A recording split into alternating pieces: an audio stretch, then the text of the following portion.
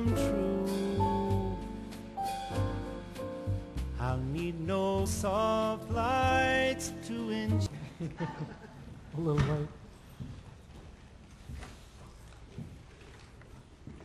I want to remind you, the students, if you didn't, it wouldn't be a lecture if I didn't move this thing right and make noise. To get your pink attendance slip sheet if you don't already have it. Just a couple of announcements. The first one is I want to remind you that Thursday we will all meet at 4 o'clock in the multipurpose room of the Student Union. I've given you this message before, and so you've had a research project to go find out where the multipurpose room is. And our speaker on Thursday will be Lucille Eichengreen. I think we will have some of her books for sale. Yes. But you need to go over to Northlight and get that book because they're running out of copies, and you will be required at one point along the way to give us some indication that you've read the book. Okay. They won't be on the regular shelves, they'll be at the front desk. Yes, they're at the front desk, so just ask for Lucille Eichengreen's Ashes from Ashes to Life. We will hand out the midterm next Tuesday. We're expecting a crowd. Did any of you see the article in the Press Democrat this week? How many people saw it? We're expecting to have a reasonably big, unusually big crowd from the community. So if you could sit together and also get here fairly early so that you get your seat. For next week, right.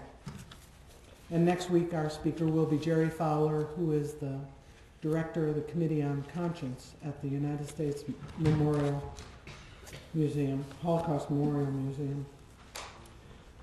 We are most honored to have Robert Owen Krikorian as our speaker today. He has a connection to Christine. It appears that they grew up together, or at least were they're cousins, right? They're cousins.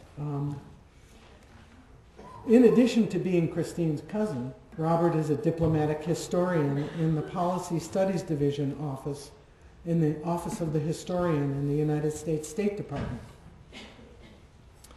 And he writes specialized historical studies for senior State Department officials. And he's also a professorial lecturer at the Elliott School of International Affairs at George Washington University, and he teaches courses on the Caucasus and Eurasia. And he's also a research associate at George Washington's Institute for European, Russian, and Foreign and Eurasian Studies. Dr. Krikorian obtained his doctorate in History and Eurasian Studies from Harvard, and he has a master's degree in political science from George Washington University. He's lectured and published widely. Among his publications, he has several that have appeared in the International Journal of Middle East Studies, the Middle East Studies Association Bulletin, the Center for Iranian Research and Analysis Bulletin, the Journal for the Society for Armenian Studies, the Journal of Armenian Studies, and the Journal of Cold War Studies. Previously, he worked at the Woodrow Wilson International Center for Scholars, where he coordinated an international scholarship exchange program. He's also been a consultant to a full range of international organizations, including Doctors Without Borders and the USAID's Office of Foreign Disaster Assistance. He also continues to serve as an Armenian language interpreter for the United States State Department Office of Language Services. Won't you join me in welcoming Dr. Robert Owen Krikorian?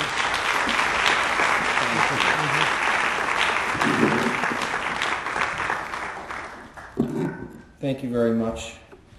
I'd like to thank Sonoma State University for the invitation to speak with you today, and to Myrna Goodman, as well as to Christine Davidian for having arranged this. I'm very appreciative, and I have to say I'm not sure how any of you people actually study in this beautiful part of the country, because I'm overwhelmed by how nice it is here.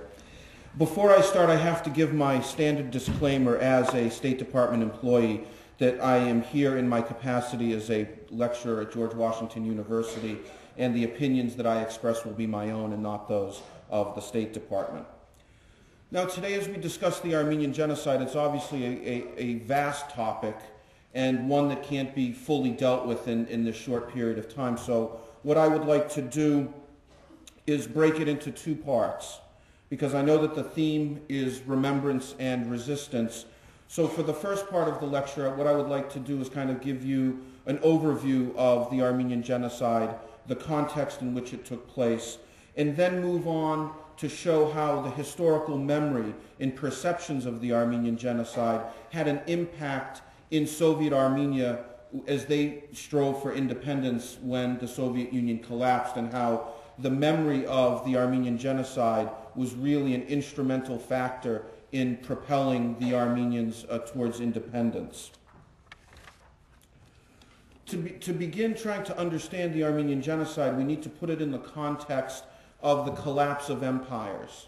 The collapse of the Ottoman Empire began really in the 18th century, but we'll take the story up to the 19th century with the rise of nationalism among the subject peoples of the Ottoman Empire and among the Turks themselves. In the Armenian case, the Armenians were known as the loyal millet, the loyal community. The millet system in the Ottoman Empire was an ethno-religious community-based organization where the patriarch of the Armenian church spoke on behalf of the Armenian community. And so for many years, the Armenians were considered the most loyal of Ottoman subjects. Now, the Armenians are indigenous to what is today Eastern Anatolia, Eastern Turkey. They're the indigenous inhabitants, and then Turkic nomads came in from Central Asia beginning in about the 11th century and settled on Armenian lands. And when the Ottoman Empire was being formed, it was essentially an Islamic empire, which meant that there were two categories of subjects. There were the Muslim subjects of the empire, and there were the non-Muslim subjects of the empire. And the non-Muslim subjects were second-class subjects in every sense of the word. They had to pay special taxes. They were not allowed to serve in the military. They had other restrictions placed on them. Sometimes, in fact, they even had to wear special clothing. So, Jews, Armenians, Greeks, etc., frequently in different periods were restricted in various ways. So as the 19th century wore on, the Ottomans were engaged in repressing various rebellions in the Balkan states, in the Arab provinces, but Armenia was largely quiescent. But beginning in the middle to the late, say about the 1860s or the 1870s, there was an influx of immigrants into Ottoman Armenia from the North Caucasus, which was part of the Russian Empire. When the Russians took over the North Caucasus, they were the Muslim peoples there. Many of them were either expelled or chose to emigrate to the Ottoman Empire, and the Ottomans settled them in Armenia, in Ottoman Armenia. Now you can imagine the kind of hostility that these people that had been expelled from their homes in the Northern Caucasus, for example, they viewed all Christians in a negative way because they associated Christianity with the Russian Empire. And so when they came and settled in and among the Armenians, they took their aggression and their anger out on the Armenians. And the Ottoman government did nothing to stop this kind of activity. In fact, it was even further exacerbated by a policy by the Ottoman government of settling, bringing in Kurdish groups into Armenia as well. And all of this served to dilute the demography of the region. So from a predominantly Armenian region, you then had the Armenians coming into a plurality, and then in some instances in a minority. And one of the other bases for conflict is rooted in the basic lifestyles of the peoples. For example, the Armenians were a sedentary people, but the Kurds were largely nomadic. So what does that mean? That means that when the Kurds had their large flocks, they would trample through Armenian agricultural land, they would destroy as they went along, and then they would be quartered in Armenian villages, which means the Ottoman government gave the right to the Kurds to live in Armenian homes during certain seasons, and the Armenians had to pay for the privilege of having Kurds in their homes, and that also created a fair amount of animosity. Beginning in the late 1880s, early 1890s, as the oppression against the Armenians began to grow considerably, the Armenians became increasingly frustrated, and they were petitioning their leaders in the capital in Constantinople, the patriarch, their religious leaders, their civic leaders, saying that the condition in eastern Anatolia, in historic Armenia, is growing increasingly impossible. Daily occurrences of rape, looting, pillaging, disrespect, etc. And they said, all we want is good governance. We don't want independence. We don't want autonomy. We want to stop being persecuted. That's our goal. But this is also a time of rising nationalism, and these currents are coming in from Europe, from Russia, etc. And so the Sultan's government is looking very suspiciously at these attempts of the Armenians for better governance. And some Armenians decided to organize compatriotic societies, patriotic societies, and a fledgling revolutionary movement with the thought that peaceful petitions mean nothing, that it's only through force of arms that we can gather our strength and prevent ourselves from being oppressed. And who did the Armenians look to? They looked to the Balkan peoples. They looked to see how the Serbs, the Bulgarians, the Romanians, the Montenegrins, the Albanians, etc., had armed themselves and had won their independence.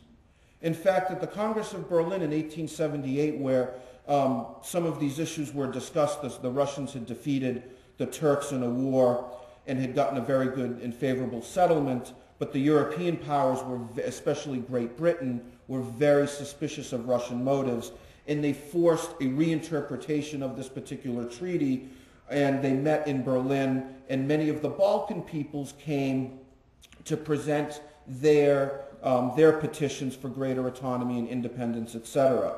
And an Armenian delegation went as well.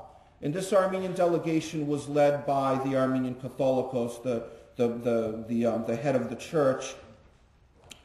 And there was no redress. The delegates at the Congress of Berlin would not even speak to the Armenians. And when the patriarch, this Armenian Heilig, a revered figure in Armenian history, came back, he sent out a note, an encyclical, to his flock. And he used an allegory, and he called it the Iron Ladle speech. And he said, at the Congress of Berlin, all of the peoples came from the Balkans, from the Arab countries, the Kurds, the Armenians, came to the Congress of Berlin, and there was made a porridge. In Armenian, this porridge is called herisa. And all of the Balkan peoples dipped in their iron ladles, and they got their portion of the porridge. When the Armenians came to put their ladle in the porridge, their ladle was made of paper. And when it went into the porridge, it disintegrated, and the Armenians got nothing. And that was very clearly a sign that said the iron ladle were weapons. The iron ladle stood for self-defense. And that people only understood, the great powers, the Turkish, the Ottoman government, only understood the language of strength. And you have to understand, as many of you are sociology students, the asymmetrical power relationship between an imperial government and its subject peoples. These subject peoples that do not have the ability to be armed. In many cases, they couldn't even ride horses because it was inconceivable that a Christian would be higher than a Muslim. So they weren't even allowed to do something as basic as that. Now in the 1890s, as the oppression continued, the Sultan organized the Kurdish nomads that were in the Ottoman Empire into these regiments called the Hamidiyya, after Sultan Abdul Hamid.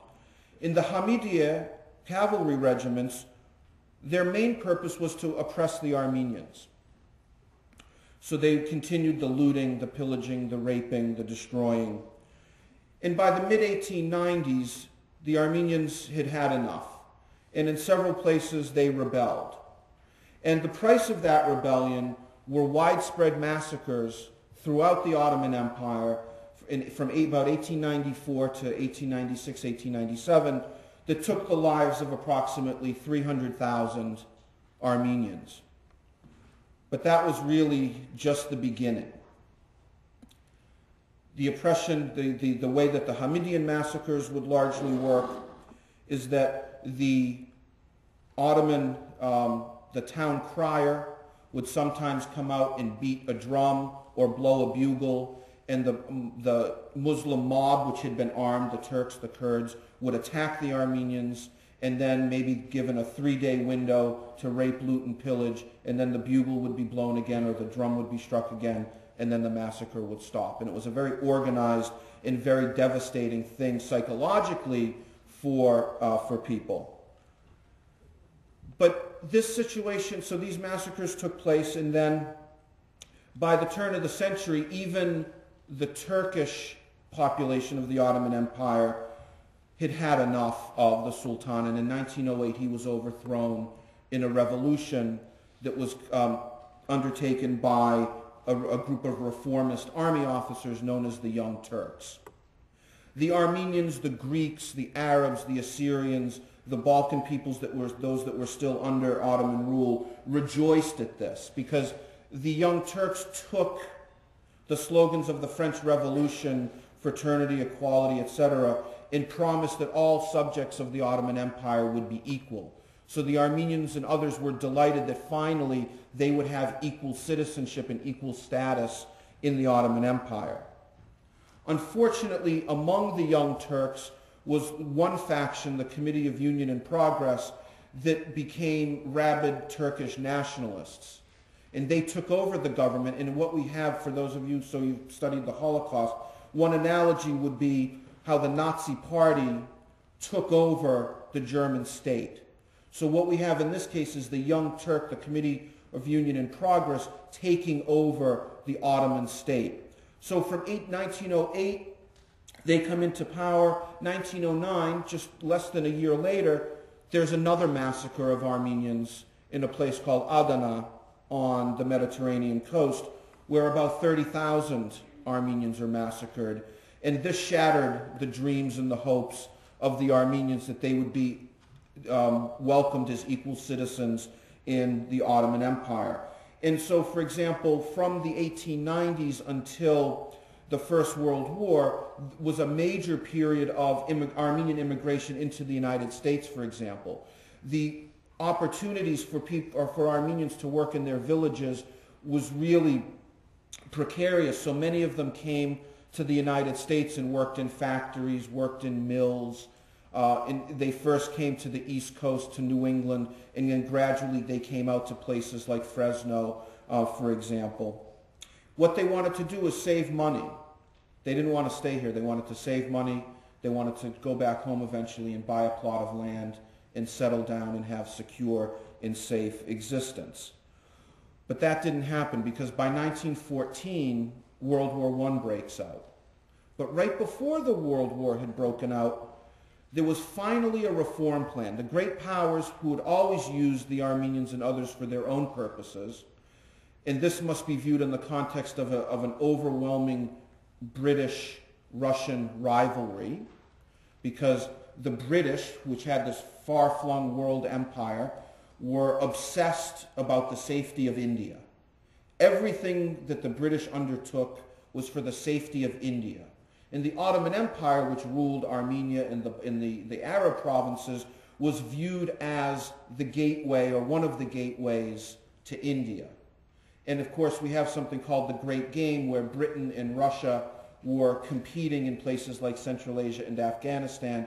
And the British were really to the point of paranoia about what the Russians were up to. And because Armenia saddled, the geographical area of Armenia, saddled the Ottoman-Russian border, the British viewed any attempts to help the Armenians as a gain for Russia. And so that had to be stopped at all costs. And the territorial integrity of the Ottoman Empire had to be preserved. So there's a great power component to this.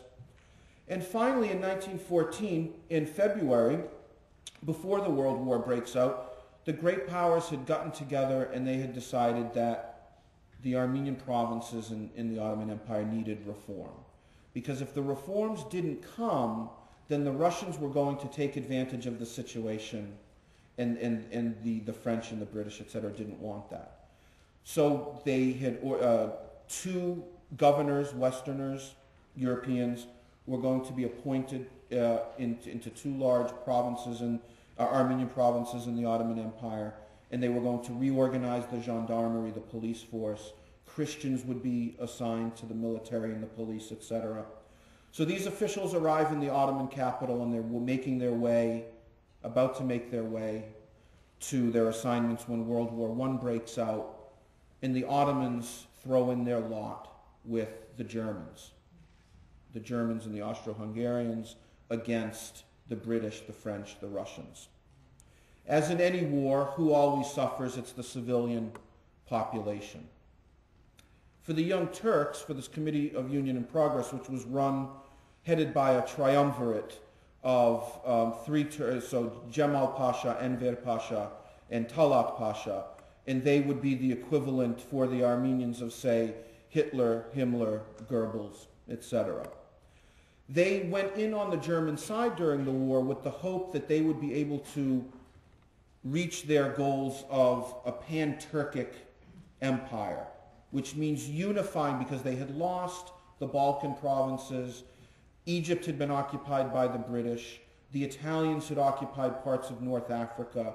So Turkish nationalism was on the rise, and many people saw the opportunity for the Turks to expand eastward, to have this pan-Turkic empire that went from the Great Wall of China to the Adriatic, because there are Turkic peoples all through Central Asia, through northern Iran, into Turkey, and into the Balkans. Well, if you look on a map, the one people that is really in the way are the Armenians. So it was decided that the best way to solve this Armenian question was to embark on a premeditated plan to remove the Armenians from Armenia and to exterminate them. So beginning in the spring of 1915, a deportation order was sent to all of the provinces by the government saying that the Armenians needed to be relocated for their own good because they were in war zones. Simultaneous to this written order that went out for deportation, messengers went out to all of the provinces from the Committee of Union and Progress carrying verbal orders. And those verbal orders said, ignore the written orders, deportation means extermination. In terms of how this actually played out, when the war broke out, because there were manpower shortages, everyone was drafted into the Ottoman army. And after the 1908 Young Turk Revolution, Christians were also allowed to serve in the army. So all the Armenian men were drafted, put into the army, put into labor battalions, and then either worked to death or exterminated outright. So what does this leave? This leaves the women, the children, the elderly in their villages defenseless. So normally a deportation order would be read out, giving the Armenians anywhere from 1 day to 3 days to sell all of their belongings, to pack up, and to be put on the deportation trail. Now, simultaneous to this, in the major cities of the Ottoman Empire, most notably Istanbul, Constantinople, the Armenian intelligentsia was rounded up, and this was on April 24th, 1915, and that's why April 24th is considered the Armenian Memorial Day, because it was on that night that all of the leading figures of the Armenian community were rounded up and executed, thus decapitating the Armenian community of its leadership. So it's the teachers, the lawyers, the doctors, the clergy, the intellectuals, the newspaper editors, the artists, the writers, they were all done away with. The men serving in the army were exterminated. So now you have the women, and they go, and the women, the children, the elderly, they go on the death march. And it is a death march indeed. Because where are they supposed to be deported to? Technically, they're being deported to a safer zone, but that safer zone happens to be the deserts of northern Syria, where no provisions whatsoever are undertaken for their safe arrival. So on the march, the Kurds are allowed to attack and plunder and rape and loot. The Turkish gendarmes also participate. So from convoys of thousands and tens of thousands, sometimes a few dozen only would reach their destination in the deserts of northern Syria, where they then would die of disease. This also needs to be put in the context of a religious war. The Ottoman Empire had declared a jihad against the Allied powers at the outset of World War I, ignoring the fact that they were allies of Christian Germany and Christian Austro-Hungary. Nonetheless, they declared a jihad. And they told the people that whoever kills a Christian in the name of Allah will not suffer any retribution. So the people were whipped up, and they were doing what they considered their religious duty. But not all of them, and that's another very important part of this story. Just like you have the righteous Gentile during the Holocaust, you have the righteous Turk and the righteous Kurd. Because an order was given by the Ottoman government that whoever protects an Armenian shall lose their life. But despite this, thousands of Armenians were saved through the kindness of Turks and Kurds. And we all have family members that were saved this way. And so that's something that we must always remember. And the research is only just beginning on some of these righteous Turks and righteous Kurds. So the death marches take place over 1915, 1916. And out of a pre-war, and when we talk about statistics, they're very sketchy because we don't have absolute statistics. But out of a population of around 2 million, a little more, roughly 1.5 million Armenians are exterminated. So a very large percentage of the Armenians are killed. And these are the ones in Ottoman Armenia or Western Armenia. Now, at the time that this is going on, you have a war between Russia and the Ottoman Empire. And the Ottoman Empire is on the losing end of this war, and the Russian troops come into many parts of Armenia and find it desolate. And so through 1915, 1916, the Russians are in occupation of many of these areas. But then in 1917, there's the Russian Revolution. And these troops want to just go home. They've had it. They're tired, and the Bolsheviks are promising them peace, land, and bread. So the Russian troops start to leave the front. Now, what does that mean? That means that the Armenians that were in the Russian Empire are now left to try to defend the border along with the few survivors. And so from 1917 on, it's a very precarious position, and the Ottomans are sweeping through the lines that have been broken because the Russians have gone back home, and they're moving into eastern Armenia, which was the part of Armenia under the Russians.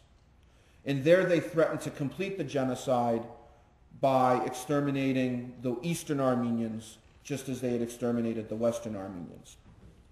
But here is a story of resistance, because in May of 1918, the Armenians, it was a pan-Armenian movement. The Armenian troops that had been in the Russian army in various theaters had gathered in the Caucasus and fought on the front, and they were supported by villagers, women carrying water, children carrying ammunition, because they knew if they didn't resist, they would be exterminated. So in May of 1918, they fought the Turks, and they beat them. And then they declared an independent republic. And this independent republic lasted for a very short period of time, only from 1918 to 1920. It had everything going against it. It was filled with hundreds of thousands of refugees, cholera, typhus, incredible mortality rates, very little institution, no real infrastructure. And unfortunately, this republic fell to the Bolshevik, an alliance between the forces of Lenin, the Bolsheviks, and Kemal Atatürk, the Turkish nationalists. And so by 1920, the Armenian Republic no longer exists as an independent entity, but exists as a Soviet Socialist republic. And that situation will stay stable until the late 1980s. And now I want to wrap up this part and draw some overall conclusions and some connections, and then show how the idea and the perception of the genocide played out later on. Because we're talking about instances of resistance, there were a few instances of resistance in the Armenian genocide. Not all of them went to their deaths willingly. In particular, there were 4 instances that for the Armenians would be the equivalent of the Warsaw Ghetto Uprising. And these include the eastern cities of Van, and also Urfa, Shabin, Karahisar, and most importantly, a battle that took place on the Mountain of Moses, known as Musadah. At Musadah, the Armenians gathered and they decided that they would not allow themselves to be deported. And they went up, they took the women, the children, all of their possessions, and they went up to the mountain and they resisted. They resisted for about 40 days, and this is on the Mediterranean coast. And finally, a French warship they signaled a French warship. The French warship came and rescued them and took them to Egypt, where the men then enlisted in the French and British armies to fight against the Ottoman Empire. Now, this is important in a number of ways, and I think one of the most fascinating connections is with the Holocaust. Because in the early 1930s, a Viennese Jew by the name of Franz Werfel went to the refugee camps in Syria and Lebanon and met the survivors of Musadah. This is at a time where fascism is on the rise in Germany. And Werfel, who was a real humanitarian, wrote a novel called The 40 Days of Musadah, which was subsequently banned and burnt by the Nazis. In The 40 Days of Musadah, and he chose specifically the 40 days because of the Christian iconography of the 40 days of the suffering of Christ in the desert before his crucifixion. And this book served as inspiration for the Jewish resistance fighters in the ghettos throughout Europe. A very admirable and respected Israeli scholar, Yair Oron, has written about this extensively. And he talked to Holocaust survivors, and he was told stories how this book was passed and read in the ghettos. And the decision was made that we are going to die. There is no doubt that we are going to die. But we have a choice as to how we face death. We can either go to our deaths as sheep, or we can use the Armenian example and we can go to our deaths fighting. Because it's the same. Death is the same. It's how we choose to accept that death. And so it was an inspiration for many of the Jewish resistance fighters during the Holocaust. There are also some other interesting connections between the Armenian Genocide and the Holocaust. And I would like to point out, for those of you that have had an opportunity to go to the Holocaust Museum in Washington, you will see a quote by Hitler referencing the Armenian Genocide. In August of 1939, literally days before he unleashed his war of aggression against Poland, some of his commanders questioned what he had in mind for the civilian population, not just Jews, but Slavs and what he called other Untermenschen, other subhumans. Hitler said, don't worry about it. Nobody remembers what happened to the Armenians. And how did Hitler know about the Armenian genocide? Well, there was a prominent German official in the Ottoman Empire at the time, and his name was Erwin von Schuebner-Richter. And von Schuebner-Richter was one of the earliest Nazis and was killed during the Beer Hall Putsch in 1923. In fact, his arm was linked with Hitler's arm, and when he was shot and killed and fell to the ground, it dislocated Hitler's shoulder.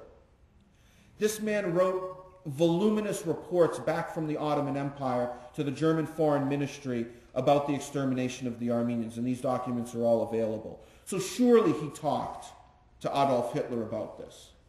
Adolf Hitler was also in Berlin in 1921 when an Armenian assassin killed Talat Pasha, one of the architects of the Armenian genocide, hunted him down, killed him in broad daylight, was tried by a German court, and was acquitted. And certainly all of this was in the newspapers, and Hitler saw this as well. Another interesting connection is from Raphael Lemkin, who was the Polish-Jewish international lawyer who actually coined the word genocide in 1944 to describe the ongoing destruction of European Jewry, but he had another case in mind as well. And if you look at his papers, there are numerous references to the destruction of the Armenians. Now, why does this matter, and why are we drawing connections? Well, it's through our comparative work that we can try to understand, for example, the Holocaust and all of its complexity, or the Rwandan genocide, or what's going on in Darfur, or what have you. Now, if we wrap up this part and we now look to how was the genocide remembered in Armenia among this remnant of the Armenian nation that was able to survive destruction at the hands of the Turks, short-lived independence, and now they're under Soviet rule. One of the first things that the Soviets did throughout the Soviet Union, not just in Armenia, is they appropriated the historical record. They created a grand narrative of history to justify their political power. Because if you control the record of the past, you can then dictate the agenda for the future. And George Orwell makes reference to this in his novel 1984. So the Soviets built this grand narrative, and in Armenia it played out as follows. The Armenians are incapable, essentially, and this is a simplification, but these are the general lines. The Armenians are incapable of standing on their own 2 feet. They suffered from the genocide, and it's only an outside power that can come and rescue them. And we are that outside power, the Russians. Whether Bolshevik, whether imperial, it doesn't matter. And this was the general line that was taken for many years. And Soviet Armenians' ability to remember the genocide was hostage to the vicissitudes of Soviet-Turkish relations. When Soviet-Turkish relations were good, the Armenians were not really allowed to speak about the genocide too openly. When Soviet-Turkish relations were bad, they were given more leeway. Then something strange happened. 1965, April 24th, the 50th anniversary of the Armenian genocide, there were spontaneous demonstrations in Yerevan, the capital of the Armenian Soviet Socialist Republic. The people gathered in the street and they held aloft placards and posters and banners seeking justice. This was unheard of in a Soviet context, in a police state, where people would take it upon themselves to demonstrate. The demonstrators were dispersed with water cannon, but nonetheless, the Soviets became alarmed. And in a compromise with the Armenians, they actually allowed the construction of a genocide memorial on a hill, Swallows Hill, in Yerevan. And every year since then, on April 24th, hundreds of thousands if not more than 1 million Armenians will walk to that memorial, which is an eternal flame surrounded by 12 inward-looking pillars for each one of the lost Armenian provinces. And then next to that, there is an obelisk. And the obelisk is in 2 parts to signify the homeland and the Armenian diaspora and their unity. So every year under Soviet rule from the 1960s on through the 70s and 80s, the Armenians were allowed to discuss the genocide, but as long as you drew the right conclusions that the Russians came in and saved you. Then when Mikhail Gorbachev came to power in 1985, he began these processes that we all know in history as glasnost and perestroika. And perestroika was a restructuring of the economy, but glasnost was an opening of society, and that's what concerns us here. Mikhail Gorbachev thought if you allowed people to talk about some of their social problems, it would act as a safety valve, and they would then be more productive. They would be better Soviet citizens, better communists. And Mikhail Gorbachev was always a communist. He was never a Democrat. He wanted to renovate his system and make it a better system. What he didn't understand, though, is that when you open that safety valve and you allow people to talk, sometimes they won't shut up. And they just talked and talked and talked. And some of this talk turned to subjects that the Soviets found to be unacceptable. For example, first they talked about the environment in say, Armenia. Well, how can anyone talking about the environment be viewed as seditious or undermining Soviet rule? Well, what was the reason, for example, the degradation of the environment? Well, it would be Soviet industrialization policies. Well, who was responsible for Soviet industrialization policies but Joseph Stalin? And what else was Stalin responsible for but all sorts of other crimes and atrocities? So once the cork was taken out of the bottle, things began to spiral. And in the Armenian case, the real breaking point was in 1988, beginning in February, when the Armenians of a region known as Nagorno-Karabakh, which had been assigned, it was a 96% Armenian majority region, was assigned to Soviet Azerbaijan by Joseph Stalin. And Stalin did this, and he, for one reason, was to get to use the divide and rule tactic.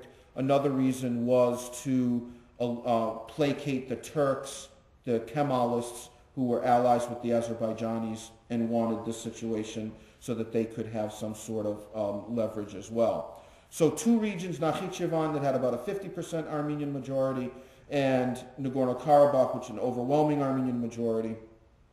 And the Armenians in Nagorno-Karabakh in February 1988 decided that they were going to take glasnost seriously, and their local legislature petitioned the Soviet Central authorities to secede from Soviet Azerbaijan and join Soviet Armenia. Of about 180,000 or so Armenians in Nagorno-Karabakh, over 100,000 people had signed petitions to this effect. There were demonstrations in their capital. There were demonstrations of sympathy in the Armenian capital. And then within a couple weeks in late February, early March 1988, there was a pogrom, a massacre of Armenians in the Soviet Azerbaijani industrial city of Sumgait. And for Armenians, Sumgait was a turning point. The Azerbaijanis had lists of where the Armenians lived in the city. They had it by apartment. The mobs were given sharpened stakes, sharpened metal rods, hammers, etc., to attack the Armenians. They burnt them. They threw them out into the courtyard. They raped the women, and then they would throw gasoline on them, etc. Now, for the Armenians, what image is going to come to their mind immediately? It's going to be 1915. And so the demonstrations that took place after this in Armenia, people were dumbfounded. And they would hold up placards, very simple. 1915 equals 1988. Sumgait equals genocide. So for the Armenians, this essentially broke a tacit social contract between the Soviet central government that preserved the physical inviolability of the Armenian people, And in return, the Armenian people gave their begrudging, but nonetheless their loyalty to the Soviet state, because it's not much of a choice between the Russians and the Turks for an Armenian. But once Sumgait took place, they started to rethink this rationale that if Armenians are no longer safe, then maybe we need to rethink our whole raison d'etre for being in the Soviet Union. So what happens after that? A downward spiral of violence. The Armenians and the Azerbaijanis both form self-defense units to defend the border and fight in Nagorno-Karabakh. And from the Armenian perspective, many of the volunteer fighters from Armenia that went to fight in Nagorno-Karabakh were motivated by their historical memories that had been passed down from generation to generation about the Armenian genocide. I interviewed many of them and I asked them what their motivations were, and they said, well, one example, there's a village north of the capital of Yerevan that was never threatened by any war, any fighting, but yet the people in that village organized a military unit that went to fight and defend Armenians in unprotected regions. And this was a village that was whose inhabitants were the descendants of Armenian genocide survivors. These were the children, the grandchildren, the great-grandchildren of Armenian genocide survivors. And many of them said, we know the stories. We know what happened. And we're starting to draw a little different conclusion. That the conclusion that we're drawing now is one of self-reliance. That if we depend upon an outside source, we are doomed. But if we rely upon ourselves, we have a fighting chance to survive. So the genocide was a subtext throughout the Armenian democratic movement that took place from 1988 to 1991 as Armenia was striving to redefine itself, whether it should stay in the Soviet Union, whether it should not stay in the Soviet Union. And the historians and other academics and intellectuals in Armenia played a very important role in this psychological repositioning, this reevaluation. For example, under Glasnost, the press became more or less free. So what you had is no longer state-controlled newspapers and journals, but people allowed to print their own newspapers and journals. And in almost every single newspaper and journal in Armenia from this 1988 to 1991 period, you had columns in the newspapers devoted to historical themes. We're not talking about newspapers like, that would be the equivalent of, say, the Wall Street Journal or the New York Times. You're talking about a newspaper that could come from, the agricultural workers of a particular collective farm, and, with one article on the nuts and bolts of repairing a tractor, next to that, an article about the Armenian genocide or about the Armenian liberation movement. So there was really this flourishing of interest in history, and one of my colleagues in Armenia, who's a noted ethnographer, came up with a very interesting phrase, and he said, in those days, history became hero. And so it was through these historical narratives and this differing perspective on Armenian history that led to a delegitimization of Soviet rule. If you started questioning the Soviet system, it started questioning the fundamental tenets of Armenia's reasons to be in the Soviet Union, then maybe independence was an option. It would be risky, especially because you're on a border with Turkey, which is the second largest armed forces in NATO, staunch U.S. ally, population of, at the time, over 60 million versus an Armenian population of 3.5 million. But nonetheless, there was this drive to rethink and to redefine. And the genocide, the lessons that were drawn from the genocide, led the people to believe that maybe, if they play their cards a little differently this time, they will be able to survive and to flourish. In 1990, this is a year and a half before the Soviet Union collapses, the Armenians elect a democratic government. So it's kind of an anomalous situation, a democratic Armenian Soviet Republic within a non-democratic Soviet Union. And these conversations continued and continued. And when Mikhail Gorbachev wanted to have a referendum about the state of the Union in 1991 in the spring, the Armenians said, well, we are going to look at the Soviet Constitution, take advantage of a clause that says we don't have to participate in this referendum. We will have a referendum 6 months later to determine our status. So in March, they didn't take part in the referendum, but they did take part in a referendum that took place in September of 1991. But in August of 1991, there was an abortive coup against Mikhail Gorbachev, which led to the collapse and the destruction of the Soviet Union.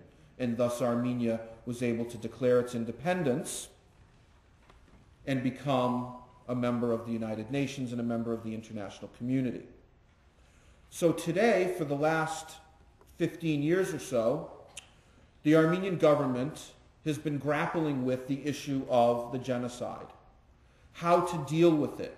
And what is the question, really? The question is the ongoing denial of the Armenian genocide by the Turkish government and their supporters. For example, last year I lectured at the University of Wisconsin in Madison on the Armenian genocide. And when I walked into the room, every chair had been leafleted saying, from the Turkish Students Association, let the historians decide.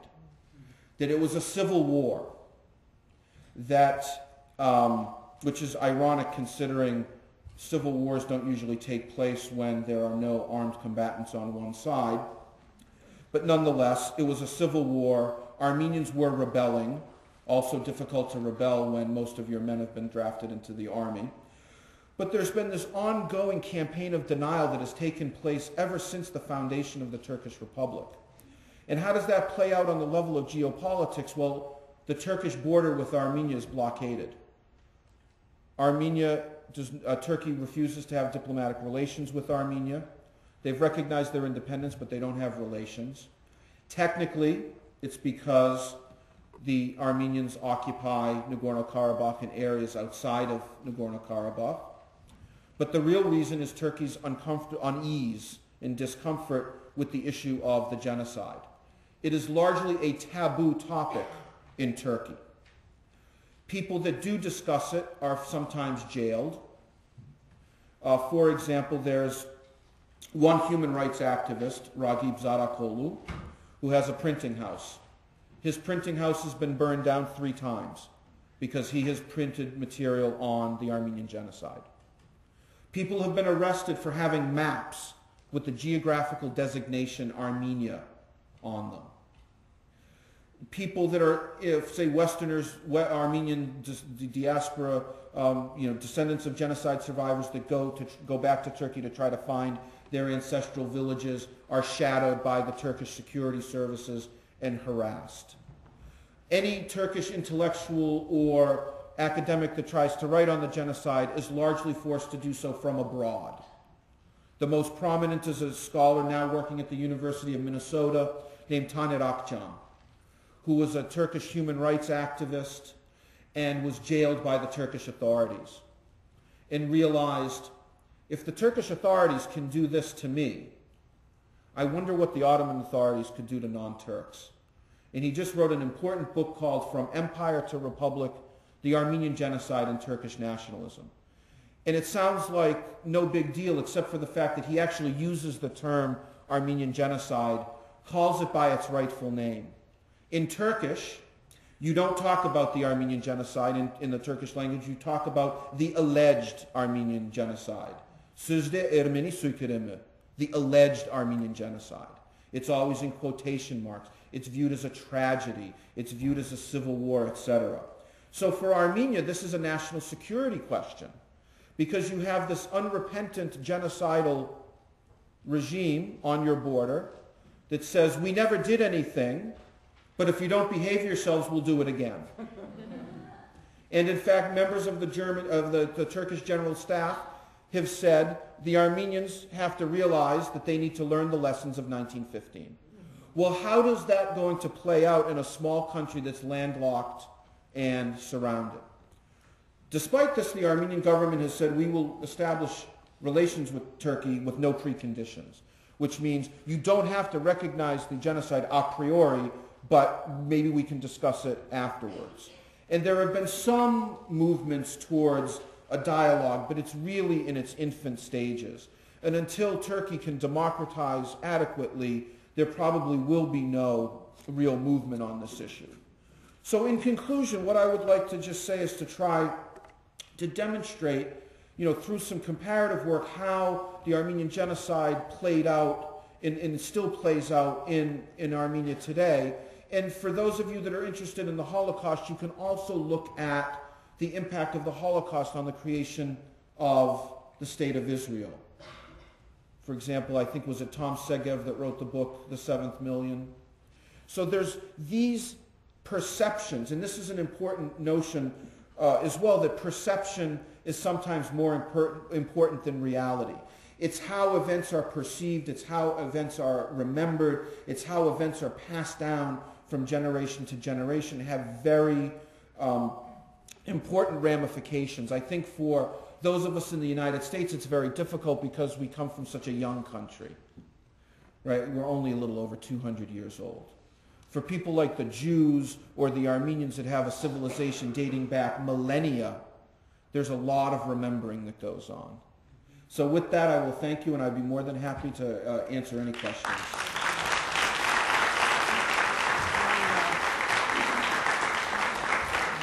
If you don't mind, I'll Yeah, that would be fine. okay, get your questions ready, write them down. Elaine? I have two questions. One, well, first let me say, I really appreciated the fact that you made the connections with the Holocaust. That was really very helpful to me. Two, I wonder if you could, this is only speculation, but is there anything written or do people argue that Hitler got the idea for the Holocaust from the Armenian Genocide? After all, nobody remembered. Well, of course, this is speculation because we don't have, just like we don't have a smoking gun document with Hitler's signature that says, kill all the Jews. And some Holocaust deniers will use that very fact to say, well, Hitler didn't know. So we can only speculate, but I think the preponderance of evidence, this quote to his generals, the relationship that he had with Schubner Richter, the fact that he was present in Berlin at the time of a very high-profile trial, I think could lead one to believe that he certainly was aware and very well aware of the Armenian genocide. Let me follow up. Could you say something about the United States' political stance on the Armenian genocide? A very complicated question I know your position. Well, first of all, this is in my capacity as an academic, and I can't comment on State Department policy. But what I can say is that because Turkey is such a strong ally of the United States is very hesitant to call the Armenian genocide by its rightful name, especially because the Turkish government and their supporters are extraordinarily sensitive about the actual use of the word genocide. So sometimes every April 24th, the United States president will come up with a statement. The last time a president used the word genocide was Ronald Reagan. Every year since the mid-'80s, you had euphemisms about the terrible events of 1915, the tragedy. Although in 2001, I believe, the current President Bush actually gave the textbook definition of genocide without using the word. Talked about the extermination or attempted annihilation or something. So there are geopolitical factors involved in this as well. And the U.S. ambassador to Armenia has just gotten in a little bit of trouble recently because he was on a tour of the United States, and while he was here in California, in Berkeley specifically, he called the Armenian genocide what it was.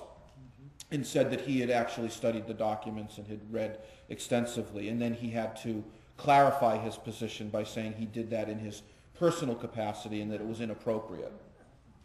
So this is something that transcends, they say leave it to the historians. The historians have already determined that it was genocide. If you look at the International Association of Genocide Scholars have unanimously declared this to be genocide. There are, every person in Holocaust and genocide studies acknowledges this as a case of genocide, including people like Yehuda Bauer, Israel Charney, Elie Wiesel, etc., Eric Marcuson. I mean, a whole host of very, very prominent Holocaust and genocide scholars. So this is not a historical issue, this is a political issue. Can you comment on what the state of political and other kinds of relations is between the Kurds, even though they don't have a state of their own, and Israel and Armenia? Would you repeat the question? The question was related to the relationship between the Kurds and Israel and the Armenians. And well, from the Armenian perspective, the situation with the Kurds is always a little bit touchy because during the killing instrument, one of the killing instruments during the genocide were the Kurds.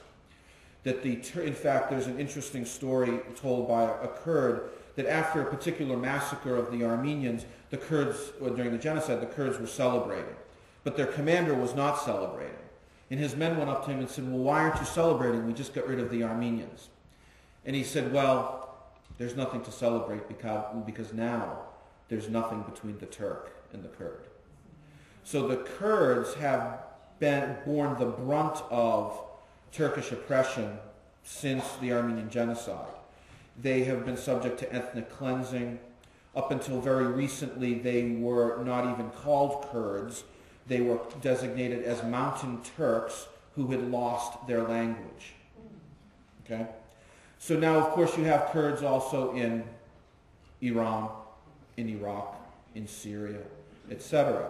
And Iraqi Kurdistan is a democratically functioning, more or less, semi-independent mini-state, and that causes grave concern among the surrounding states, including Turkey, Iran, and Syria. And Israel plays a very difficult role in all of this because Turkey and Israel have a very strong strategic alliance. And that has played itself out actually in the United States as well. Whenever the United States Congress tries to pass an Armenian Genocide resolution, there are some supporters of the State of Israel that buckle under Turkish pressure and use their contacts in the United States to have that squelched. There have been some reports that Israeli special forces have been in Iraqi Kurdistan training Kurds, and Israel denies this, of course, and there really are some indications that there are strained relations now between Turkey and Israel. But the triangle of the United States, Turkey, and Israel is a very powerful geopolitical force in the world now, especially when you consider that it's largely directed against kind of the bête noire of the United States, which is Iran. So. I'm a little fuzzy on my history, so I might need some correction with this question. It's my recollection that during the time of the Armenian Genocide, the U.S. ambassador to Turkey was Morgenthau, who subsequently became the U.S. Secretary of the Treasury. His son. His son. And I gather he was very sympathetic to the situation that was going on over the time. But what was the reaction of the U.S. State Department to his reporting? The question is about Ambassador Morgenthau, who was a Jew. And traditionally, the United States assigned, for a complex set of reasons that I'm still not clear on, they assigned a Jew to be U.S. ambassador to the Ottoman Empire. And Henry Morgenthau was a very strong supporter of Woodrow Wilson. It raised a lot of money for him. And the reward for that, he was offered the post of U.S. ambassador to the Ottoman Empire. And he initially refused. He said, I don't want to go to this country because I'm a Jew. But his friends, many very prominent members of the Jewish community in the United States, spoke with him, Rabbi Stephen Weiss, etc., and convinced him that he should go.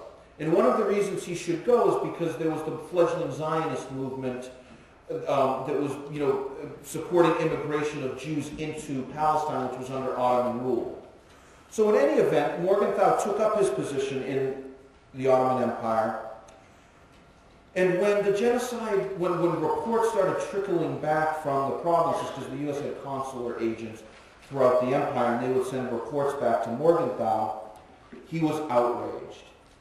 And he went to Talat Pasha and Enver Pasha and Cemal, the triumvirs, and he said, "This is outrageous. You have to stop this in the name of humanity."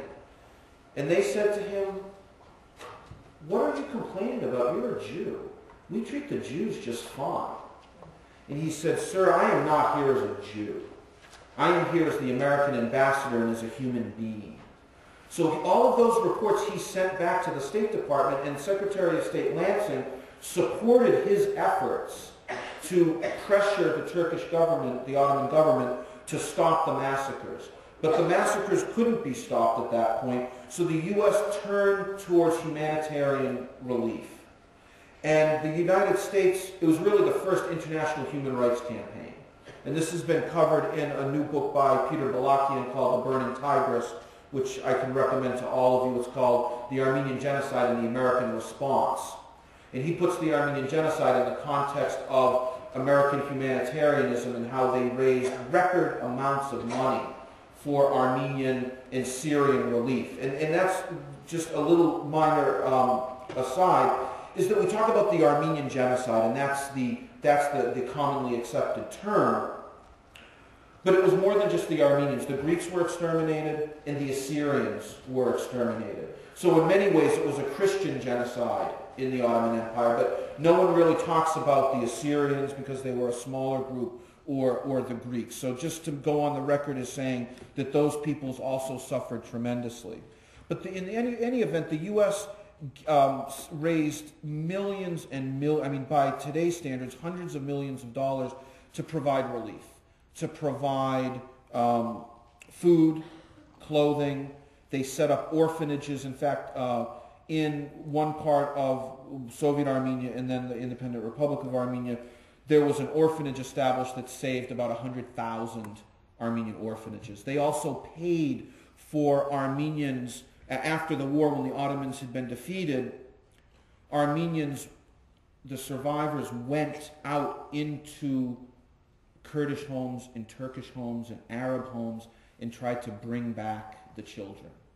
And the U.S. helped pay them so that they could ransom these children. Some of them had been taken as slaves. In fact, there are numerous pictures of Armenian women. And there's a very important gender component to the Armenian genocide because the men had been largely exterminated. So it was the women that survived.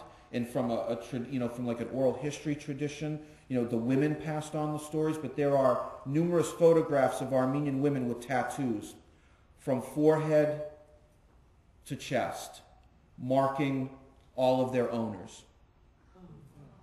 And many people, just like Holocaust survivors have their tattoos from Auschwitz and etc., many Armenians also were tattooed. So the U.S. played a really prominent role because of that, the United States has historically been viewed by Armenians very, very positively. And that's why the current geopolitical decision not to recognize the Armenian genocide as such is very troubling for Armenians, because they remember how the U.S. really came to their aid and rescued so many Armenians. I mean, people like in the 1890s during the period of massacres, people like Clara Barton, the Red Cross, the first overseas Red Cross mission was to the Ottoman Empire in the 1890s to help the Armenians. Yes. I have a question. You said that the numbers weren't clear as far as exactly how many people died, but I know you mentioned that in the period between 1894 and 1897, about 300,000 people were killed, and then was it in 1908, 1909, another massacre of 30,000 people? Are those numbers confirmed, or are those also estimates? Those are also estimates, but those are the best estimates given the information available. So, I mean, just like, and we have to be careful not to get into a numbers game, because that's also what the Turkish denialists use. So they say, well, 1.5 million Armenians could never have been massacred because there weren't that many Armenians in the Ottoman Empire. So just like, is the figure 6 million Jews accurate? Was it 5.4? Was it 4.7? Was it 7.3? It doesn't matter in a sense, because the tragedy is the tragedy. But the problem when you're dealing, see, when you deal with an industrialized modern country like Germany that had a very efficient killing machine and extraordinarily precise records, you don't deal with that in the Ottoman Empire. Record keeping was not nearly as advanced. But from various sources, we've been able to piece together, this figure of about 1.5 million.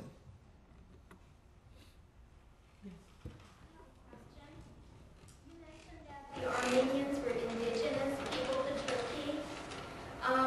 Would it be correct to say that going back to ancient history that Turks were they nomads? They came from certain areas and invaded the indigenous Armenians who were agricultural, peace-loving society?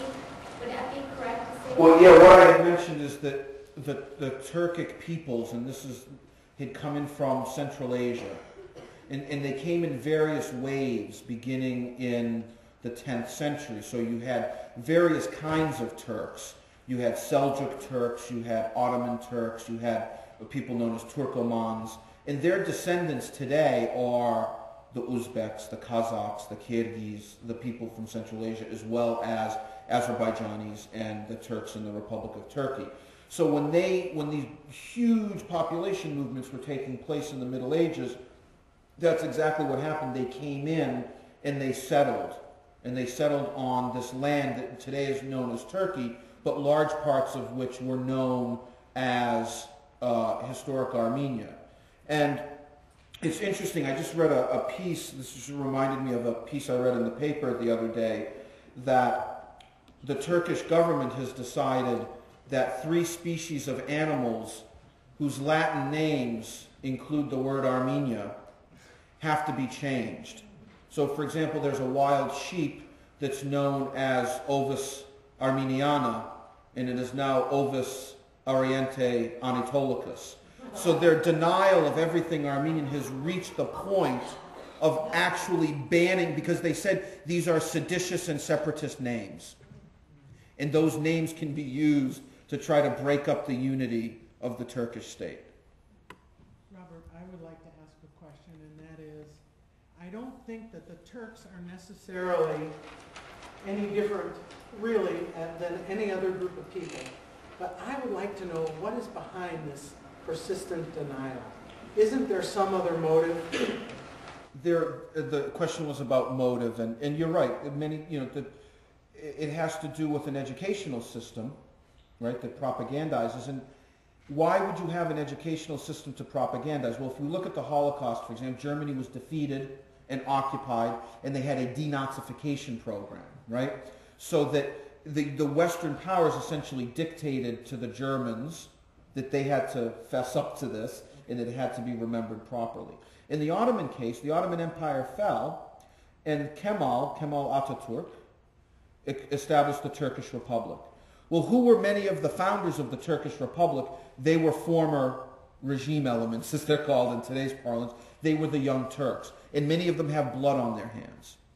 They're dead now. They're dead, yes, but from the very beginning in the 1920s, the founders of this supposed republic were not the heroes that the Turkish state made them out to be. So you had to play with the historical record.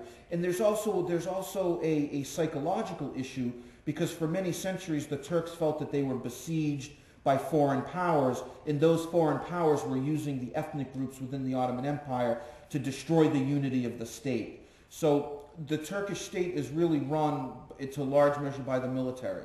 And the military has this, they call it a Sèvres syndrome, after the Treaty of Sèvres, which created an independent Armenia and an independent Kurdistan. And it's the unity of the state. And the Turks feel, or at least the government elites feel, that to acknowledge the Armenian genocide would then lead to land claims and reparations. And those are, they'll never state it, but that is very much a subtext to all of this. The reparations. Reparations. Having to pay back. Well, yes, because essentially, what are we saying? We're saying that the crime of genocide pays. That you can commit genocide, you can destroy a 2,500-year-old civilization, and then you can say, I'm sorry. And that's it. That's it. There's no more responsibility. Okay, you have to do. Yeah, I was wondering if you knew if in the recent negotiations between the European Union and Turkey to be admitted as a full member of the European Union, this topic of acknowledging the genocide was made an issue. It was made an issue, but it was not made a precondition. So the Armenians, there are strong Armenian communities in several of the European countries, especially France, and they were lobbying to make the genocide recognition a precondition for Turkish entry into the European Union. So the issue was raised, but it was not one of the actual criteria for Turkish entry. But it's pretty much, I think, the conventional wisdom that as this very long, drawn-out, decade-plus possibly process takes place, that the Armenian genocide issue will come up and there will have to be some sort of resolution to it. So how that plays out, where it's too soon, yeah. You know, as you were speaking, I was also thinking of parallels with the Holocaust about the whole notion that more room was needed for the German people. So we're going to push these people out, move them east so we have more room for our own Aryan race, if you will. Was any of that part of what happened with taking over the lands in Armenian areas, even beginning in the 10th century, if we need more room? There's always a territorial element, and it became more exacerbated when Turkish nationalism began to kind of rear its head and to develop. Because if you look at the Ottoman Empire, you have the Arab provinces, many of which had been gradually detached. You had the Balkan provinces. But in Anatolia or Turkey, you had the Turks, but you also had these other ethnic groups. And they were considered an obstacle in terms of the prominent or the dominant political theory of the day among these people, which was pan-Turkism, which meant the unity of the Turkish peoples, which means, in a sense, you needed some Lebensraum for Turkish expansion. And what had to happen is that these peoples, sometimes they had a choice. You could assimilate or die. But sometimes you didn't have that choice and you just had to be removed. So that's why, for example, the Kurds would be called mountain Turks that had forgotten their language, because you can't acknowledge that there are any other people. It was exclusively Turkey for the Turks. And the parallel with expelling, Jews, Slavs, Gypsies, and other undesirables, also has a parallel. Yes, and then I was wondering if you would comment on the role of women throughout the whole, say, the last 100 or so years. What is the present status of women? And the question was about Armenian women. It's, as I said, it was largely the women that had survived the genocide. So from a family perspective, the women were the anchor to the family. They were really considered the strongest component of the family. But having said that, it is still a Middle Eastern society that is patriarchal, albeit Christian, and somewhat Europeanized. Under the Soviets, for example, and this is not specific to Armenia, but Soviet idea of gender equality meant that women could dig ditches, and then they could go home and take care of their families at the same time. But in the last, say, for example, since independence, the Armenian family has undergone significant trauma because of the blockade from Turkey and the general decline of the economy. The men have migrated to Russia and to other countries for work, leaving the women behind to take care of their families. And so there's a certain level of dysfunction now within the Armenian family because the men are absent, and the men were absent as well, during the genocide and during the 1920s, as a result. But on the governing parliamentary or whatever. Oh yeah, there are women in parliament, and there are women that are active in politics. They seem to predominate in the spheres of education and healthcare, and that also is somewhat of a leftover from Soviet days where certain fields were dominated by men and certain fields were dominated by women. Are there any Armenian women historians? There are. In fact, one of my closest friends and colleagues is the head of the State Historical Archive in Armenia. And her example is actually inspiring. She was an Armenian from Azerbaijan that was expelled. And she was expelled to Armenia in the late 1980s when the Nagorno-Karabakh struggle began. And she came to Armenia with her husband, 2 kids, a mother, sister, brother-in-law, and extended family. And the husband died of a heart attack shortly thereafter because he couldn't support the family. So she was a trained historian, so she went to work. She got a job in the archives as a lower level official, worked her way up through sheer grit, determination, and intellectual ability to finally becoming the director. But she also has, most of the people that work in the archive are also women. And they have a very efficient system that's kind of a division of labor. Like she employs her sister, who's tasked with essentially getting enough food for all the people in the archive, and they cook together, they eat together, and she takes very much good care of them. So it's really, I think from a gender perspective, the women of Armenia are definitely among the strongest. We have a student with a question. Yes.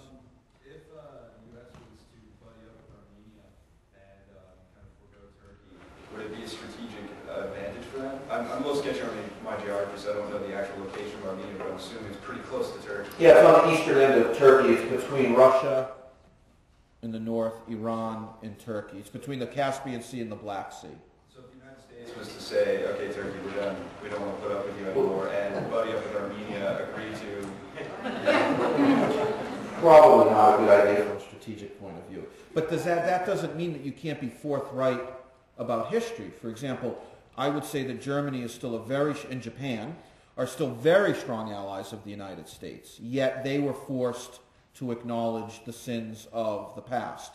So it doesn't have to be a zero-sum game where Turkey's loss is Armenia's gain. I mean, Armenia is a tiny country of probably around 3 million people, landlocked, no real natural resources.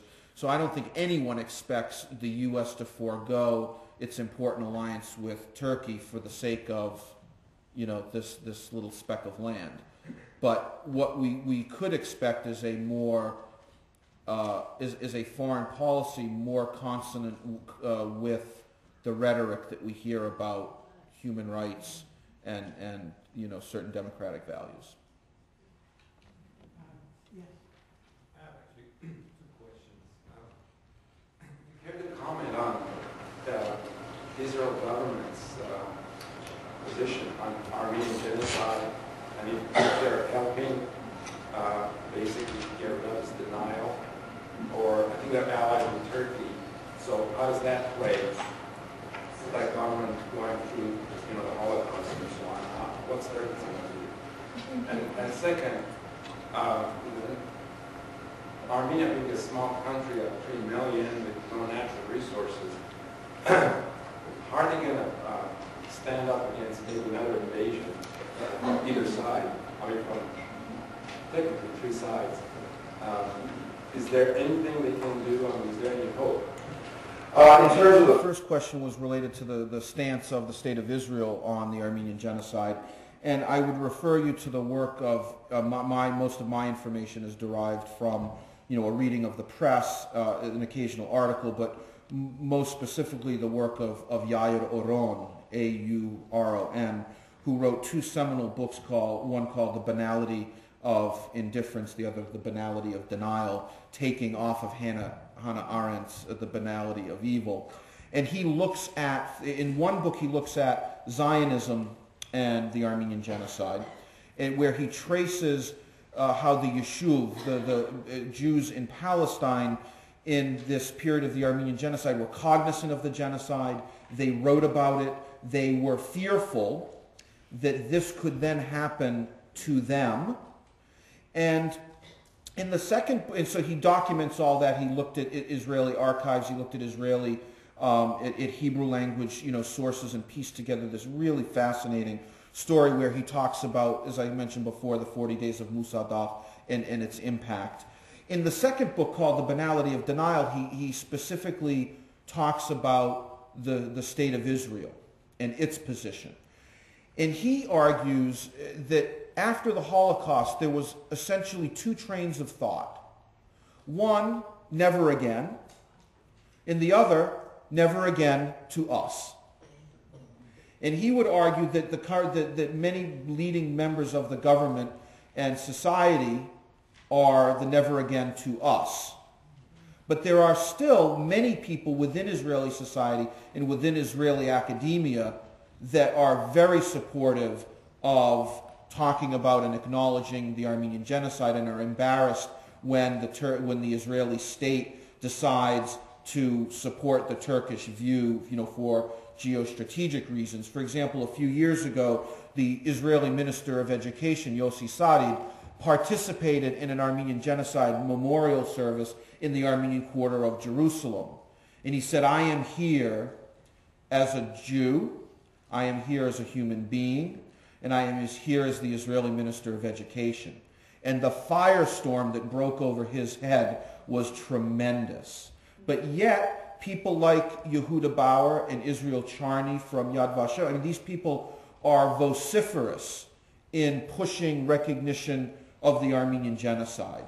And they claim that the Israeli state is out of sync and out of tune with the feelings of most Jews and most Israelis. But again, there's this very important geopolitical element where, for geopolitical reasons, Turkey pressures Israel to not talk about the Armenian Genocide on a state level. Perhaps you might want to talk about the last part of your question. Oh, I'm sorry. Oh, and the defense. It's time for us to end. And so if you have questions you'd like to ask of Robert, you can do that. I'd like you to join me in thanking him. Thank you. Thank you.